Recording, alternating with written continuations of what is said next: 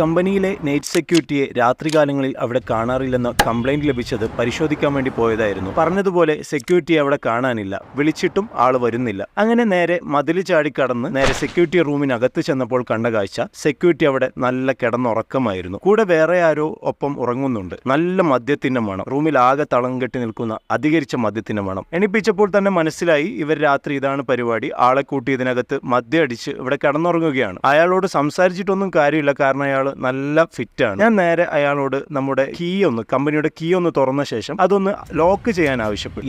എത്ര ശ്രമിച്ചിട്ടും അയാൾക്കത് ചെയ്യാൻ പറ്റുന്നില്ല. പിന്നെയും അയാൾ അത് ലോക്ക് ചെയ്യാൻ ശ്രമിക്കുന്നു, പക്ഷെ അയാൾക്കത് ലോക്ക് ചെയ്യാൻ പറ്റുന്നില്ല. എന്നിട്ട് ഞാൻ അയാളോട് പറഞ്ഞു, ഇതാണ് നിങ്ങളുടെ അവസ്ഥ, ഇതാണ് നിങ്ങളുടെ കണ്ടീഷൻ എന്ന് പറഞ്ഞ് അയാൾ മനസ്സിലാക്കുകയുണ്ടായി. ഈ ഒരു മദ്യപാനം മനുഷ്യനെ എത്രത്തോളം താറടിക്കുന്നു എന്ന് കാണിക്കാനാണ് ഈ ഒരു വീഡിയോ. ഈ കാരണം കൊണ്ട് തന്നെ അയാളെ ജോലിയിൽ നിന്നും പറഞ്ഞുവിടേണ്ട അവസ്ഥയും ഉണ്ടായി. ഓർക്കുക, മദ്യപാനം ആപത്ത്, ജോലി സമയങ്ങളിൽ അത്യാപത്ത്.